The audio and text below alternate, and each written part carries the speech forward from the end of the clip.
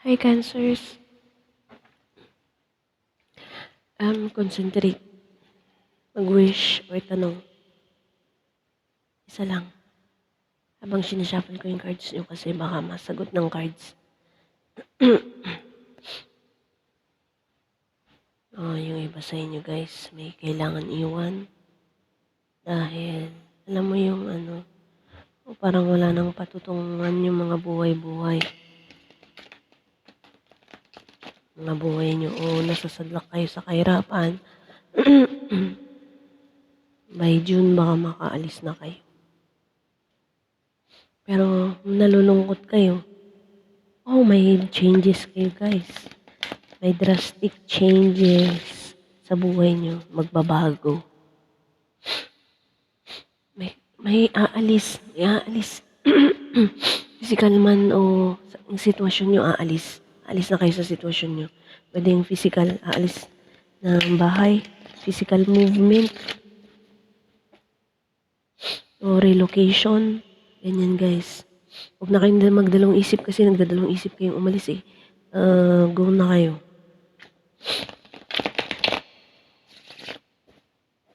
Go na kayo. Magandang desisyon daw yung lisanin nyo na yung lugar na yan o lisanin nyo na yung sitwasyon nyo na yan. Give up nyo na. Dahil walang patutunguhan. Pwedeng tao ang i-give up nyo, pwedeng lugar. Dahil sobrang hirap na. Sobrang hirap na. Parang hindi nyo nakakayanin kung mag-stay pa kayo dyan.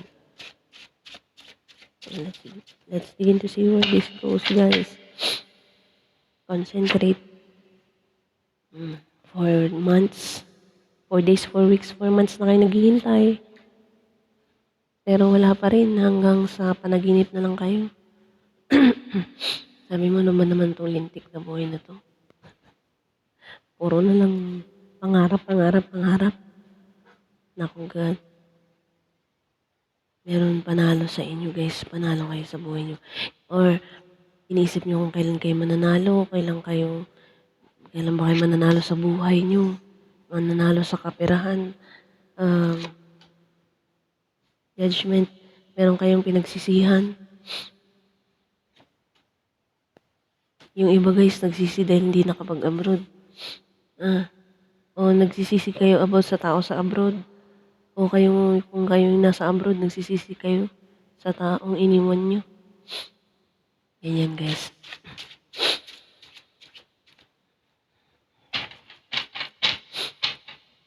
Meron din guys, kailangan magtrabaho abroad. Yung sa inyo guys, kung hindi kayo mag-abroad, pagsisisihan nyo yung gusto nyo mag-abroad tapos yung ginawa.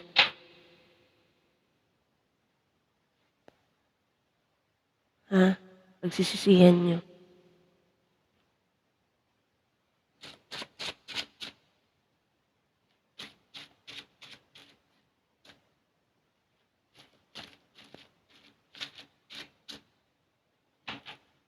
Gawin nyo na lang. Gawin nyo na lang. Wait lang guys, wait lang. Wait lang po.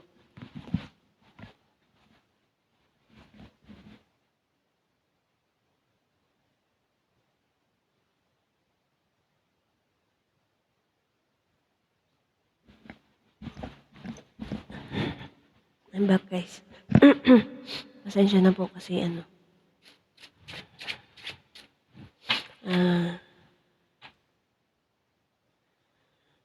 guys, meron dito yung guys, yung kailangan nyo ng kumilos. Huwag na kayong patumpik-tumpik pa kasi kung hindi nyo kikilusan to, magsisisi kayo guys. Kayong mga cancers. Ina-urge na kayo. Ina-urge na kayong magkumilos-kilos na guys. Baka mahuli ang lahat.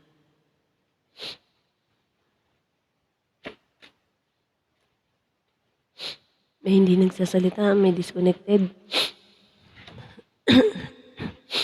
Ayaw kayo pansinin. Wait lang guys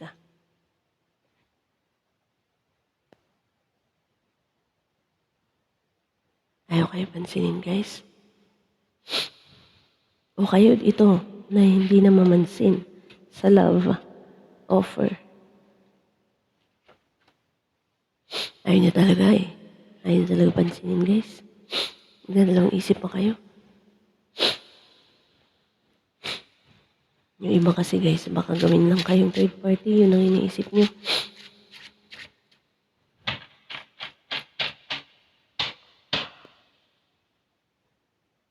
Yung iba naman, guys, baka iniisip niyo puro love lang. Tapos may wala naman pera. Wag na lang kanyo.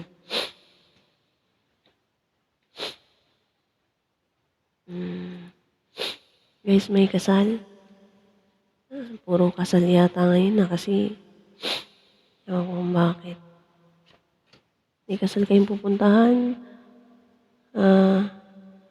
Meron din magpapakasal sa inyo. Financially stable na yung magpapakasal sa inyo. O kayo mismo yun, ang financial stable na kayo. O kung hindi kayo, guys, may nag-stock sa inyo na gusto kayong pakasalan, pwedeng kakilala nyo na to. O tinitignan-tignan lang niya. Kung hindi niya kayo ni-stock, tinitignan lang niya, ina-assess niya lahat kung tama ba yung gagawin niya na desisyon. O paano niya sasabihin paano magpo-propose sa'yo. Yeah, ina-assess niya lahat-lahat ng bagay. So, yeah, ina-assess niya. May kakasal sa inyo, guys. Yung iba, 4 years na nagsasama. For 7 years na hindi pa nakakasal, makikakasal na. Meron dito, guys. Aside from that, meron pamilya, iniwan niya. Sumama siya sa mas mabatang lalaki.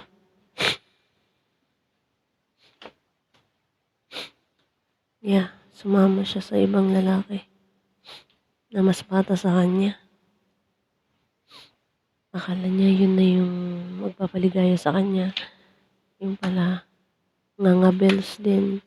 Nga. So, iniwan niya yung pamilya niya para lang dun sumama sa isang lalaki na mas bata sa kanya na akala niya love siya. Yung pala, sakit sa ulo. Baka may kakilala kayong ganyan, guys, o kayo to mismo. Ha?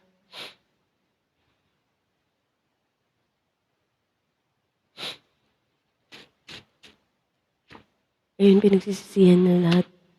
Pero, nagpe-pretend na masaya pa rin, pero hindi na masaya.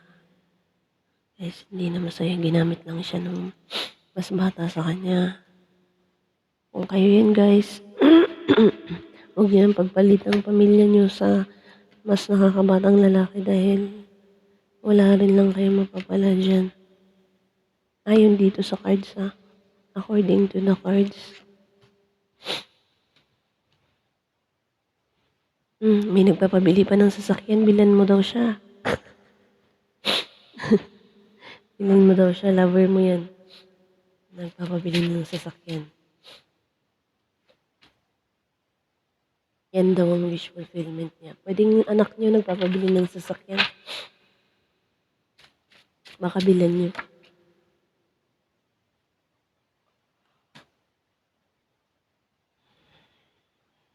Oh, okay, anak. Sabi niya sa tatay niya, bilan mo ako ng sasakyan. Sabi niya. Pero baka pagbigyan siya.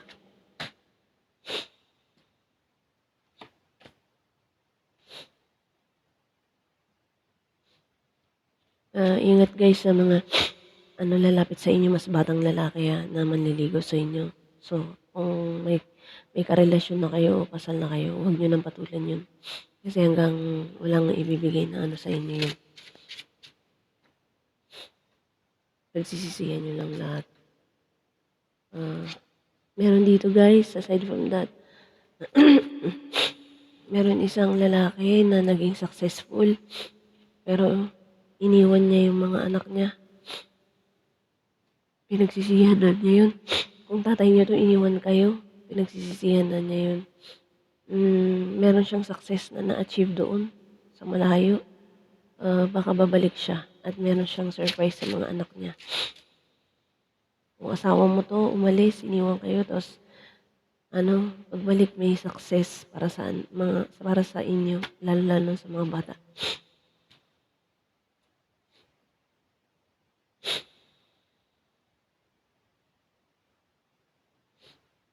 Wait lang guys.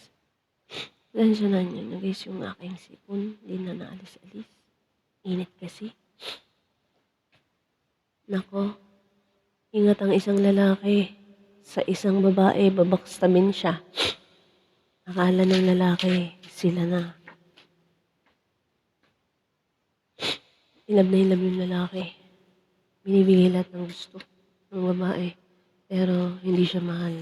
Fake. Fake lang yung pagmamahal. Marami na nakakaalam na ginagamit lang yung lalaki. So kung may kamag-anak kayong ganyan, pagsabihan nyo na lang. Mapera yung lalaki kung may kaya.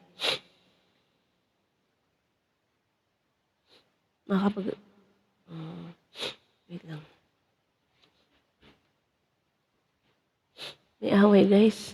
May away.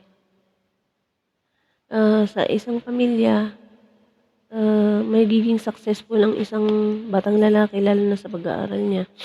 Pero marami maiinggit. Lalo na pag ito'y nag-abroad at nakabalik. Marami maiinggit sa kanya mga kamag-anak din. Nasa naming chuchu-chuchu, ganun, chismis-chismis. Guys, meron kayo nakakausap dito na third party na kayo. Ha? Ganun yan. May secret. May secret yan. Namatay na yung asawa niya. Pwede rin guys. Pwede rin. Namatay na yung asawa niya. Pero, baka kayo yung baka kayo yung may asawa. Kasi patay na yung asawa niya. O divorce na sila.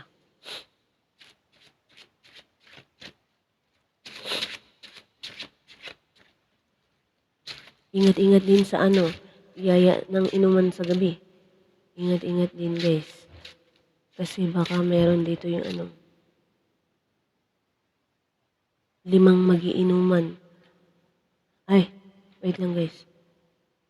Magiinuman sila sa gabi. Marami silang pupuntahan. Parang bar hopping, pwede rin. Mawi-witness nyo na may doon guys, may saksakan. At may mamamatay doon. O away, inuman, ganyan. Away, inuman. Away sa inuman. Saksakan. Yan, ingat kayo. Huwag na lang kayong lumabas. Pwedeng ma-witness nyo yan o isa sa inyo yan. Huwag na kayong lumabas niyan ha. Huwag na kayong lumabas. So, pwede guys na sa Scorpio season, November yan. Marami kayong mapupuntahan by November. Magbabar hopping kayo. Pwede rin. So, basta, ingat kayo.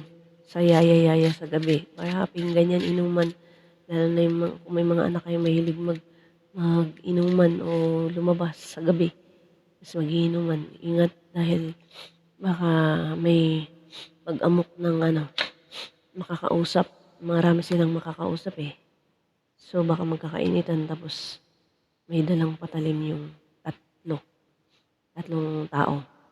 Tatlo din yung isa, tatlo yung nagkayayaan, tatlo din yung yung pag-iinitan sila. So ingatan nyo. Huwag nyo nang payagan yung mga anak nyo. Ang warning dito, 3 palagi. So, kunyari guys, may anak kayong magpapaalam, 3 lang silang lalabas. O isa lang siya lalabas, tapos susunduin niya yung 2, o magkikita sila 3. Ilang kayo? Sabi, 3. O, huwag mo nang payagan. O kaya, ikaw, lalabas, inayaya ka, ilan tayo, kamo? Pag sinabi yung 3, huwag na kayong pumunta. Kasi may magkakagulo doon. Baka mapahama kayo.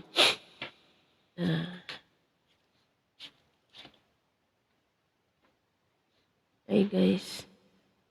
Oh, meron dito guys yung yung may dalawang couples. Dalawang couples I mean pair couples. Yung babae, nakatingin siya dun sa asawa ng isa. Yung asawa naman ng isa na babae, nakatingin naman siya dun sa asawa ng babae ng isa na lalaki. So parang exchange. May exchanging na mangyayari. So pero parang tahimik lang. Kahit hindi to sasabihin guys. Kunyari guys, kasi parang magbabarkada ito. Magbabarkada na naman o kaya magkakaibigan na may mga asa-asawa sila. Yung babae, yung asawa ng isang lalaki, may nagkakagusto siya doon sa asawa ng kaibigan niyang babae. Ay, yung kaibigan niyang babae may gusto siya doon sa asawa nun. Ito naman tong babae, basta yung babae lang. Yung dalawang babae lang ang may nagkakagusto. Hindi yung mga lalaki. Kunyari guys, dalawang babae, magkaibigan sila, pareha sila may asawa. Yung isa, gusto niya yung ng kaibigan niya. May gusto siya dun sa asawa ng kaibigan niya. Ganon din yung isa, yung kaibigan niyang isa. May gusto rin sa asawa niya. Ganun. Ano ba yan? May ganun talaga?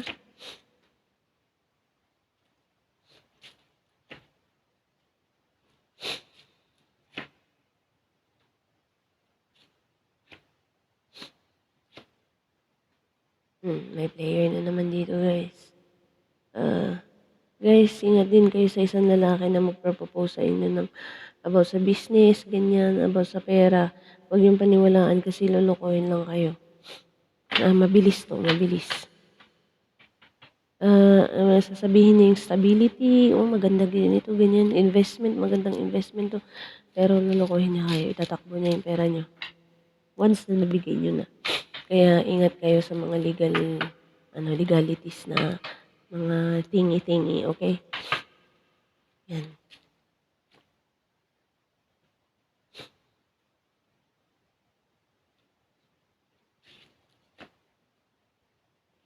Huwag kayong susuko dahil nandyan na yung liwanag ng buhay niyo. Ingatan niyo lang at maging mapagmatsyag sa lahat ng bagay-bagay at sa mga tao. Marami kayong makukuhang stability. Marami kayong makukuhang stability. Lalo-lalo na yung mga babae. Magkakaroon kayo ng financial stability. Baka makabili rin kayo ng bahay, ng bagong bahay, Dahil magkakaroon kayo ng perang malaki. Pang down o pang ng bahay. Kung kasal, pwede rin guys. O bagong bahay, bagong kasal, bagong bahay, yan. Available sa inyo yan. Kaya ang advice dito, huwag kayong sumuko. Huwag kayong sumuko. Kung hindi kasal yan, bahay yan. Guys, meron kayong mabibiling bahay o ibibigay sa inyong bahay. Basta something, basta bahay na mapapurchase nyo.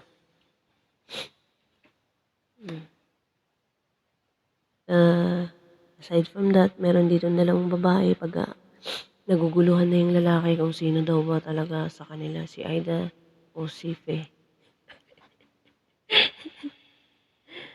Si Aida o si Fe, yan ang sabi niya. Si Aida ba o si Fe? Yan ang sabi niya. Naguguluhan ako, ayoko rin naman makasakit, sabi niya. Pero sinong pipiliin ko? Parehas silang may worth, matimbang. So parehas silang matimbang. Hindi ko alam kung sinong pipiliin ko sa kanilang dalawa. Yung isa mapagmahal, yung isa naman maganda. At may worth. I mean, alam niya yung worth niya. Yung isa mabait, mapagmahal, maganda rin, ganyan. Parang tinitimbang niya kung sinong pipiliin niya na hindi siya makakasakit. Oh, nalilito na siya sa inyo, guys. O kayo yan na nalilito. Pwedeng kayo yung nalilito. Oh, hanggang dito na lang, Cancer. Cancers, maraming salamat. Sana nagustuhan niyo yung video ko. Yung reading niyo pala. Sana nagustuhan niyo. At sana nakatulong din ako kahit pa ganito-ganito lang na advice sa inyo. Tsaka na-update ko kayo sa mga mangyayari na hindi niyo pa nakikita o mga warnings na kailangan yung iwasan mo. Wala namang masama kung iiwasan.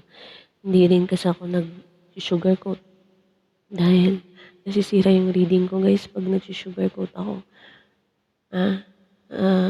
Yun nga sinabi ko bago kayo makinig sa akin, dapat nakahanda kayo kasi lahat ng nakikita ko sasabihin ko kahit masakit. Hindi ako pwedeng magsinungaling dahil masisira lahat ng reading ko kahit isang mali lang. Lahat yun masisira na yun. Nalilito na ako. Ganun. Sana naman take niyo yung mga advices ko kasi para rin sa inyo, hindi naman yun para sa akin. So, warning lang naman yun. Ipagdasal natin yung mga masasama na nandito is ilayo tayo ni God doon sa mga ganun. At least na may warning na tayo. Lagi kayo mag-pray at walang bibitaw sa goal o sa pangarap. Basta lagi lang ako nandito kung kailangan niyo ako. Meron din naman ako dyan na link ko kung paano niyo ako makontak kung meron kayo tatanong, ganun. O magpapareading kayo. Hanggang dito na lang po. Sana may naitulong ako sa inyo. Maraming salamat, Cancers. I'll see you soon. And thanks for liking, sharing, and subscribing. Maraming salamat po. Good night. Ingat kayo. Bye. Love you, Cancers. Bye.